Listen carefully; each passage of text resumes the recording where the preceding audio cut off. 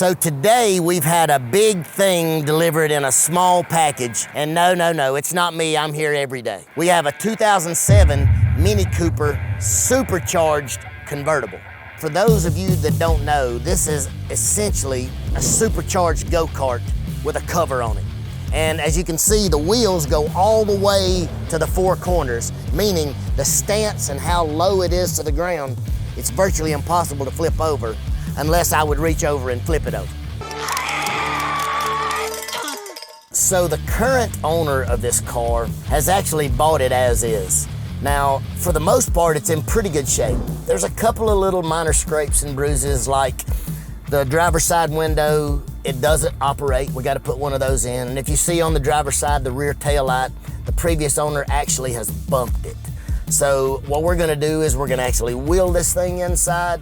We're gonna get this party started, and we're gonna see what we can do for this car.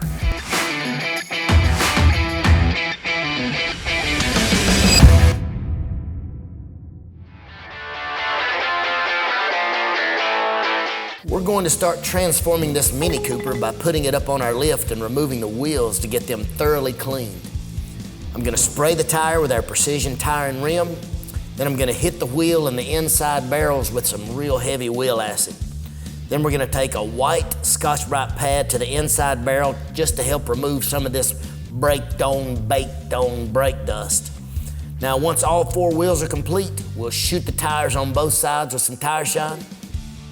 Now, heading back over to the car, we're gonna lather up the wheel wells with our all-purpose and shoot the calipers with a bit of acid to knock off that brake dust and give them a good pressure washing.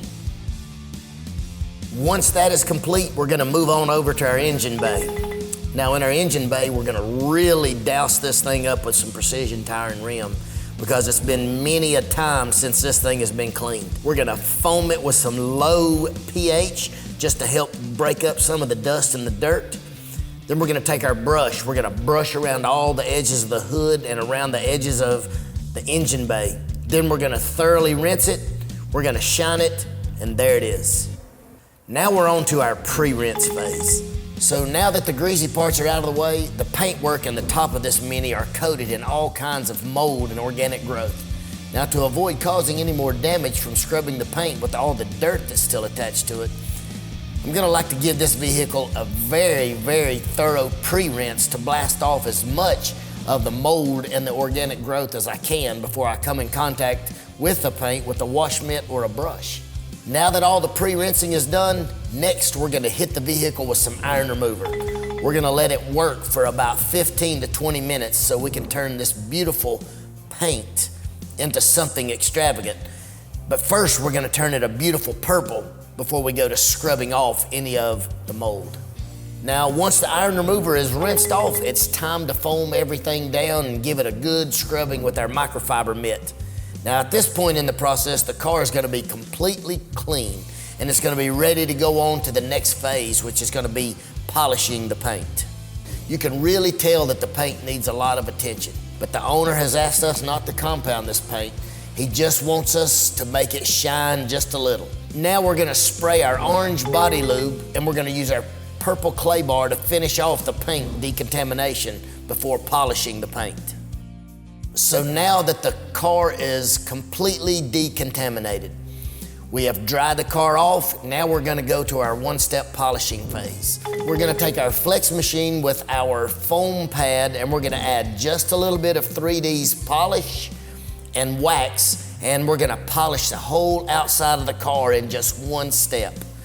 Once that's complete, we're gonna wipe all of the polish and wax off the car, and there you have it. So guys, as you can see, we've absolutely finished up on this Mini Cooper. I couldn't be any happier with how this thing has turned out. But the perfectionist in me wants to call the customer and say, man, we should have really compounded this thing to get all the acid rain out of it, and then you would have really had a jewel. But that's not what this job called for, so we did our one-step polish, and I'm sure you're probably saying, well, you did all that, but what in the world are you gonna do for the inside of this thing? Now, by the time you're watching this video, we're probably already finishing up on the inside. Holy crap! Oh, look at that, boys. Shoo! I just got no idea, but look at there. I don't got no hairs on my arm, but they are standing up. Look at them things. So you guys need to stay tuned, and I can't wait for you to see, one, how we detail the inside of this thing, but two, all the stuff that we found on the inside of this thing. As always, thanks for watching. Look, stay tuned for what's coming next, but if you want to see what's coming next, please be sure to give a like, share, subscribe.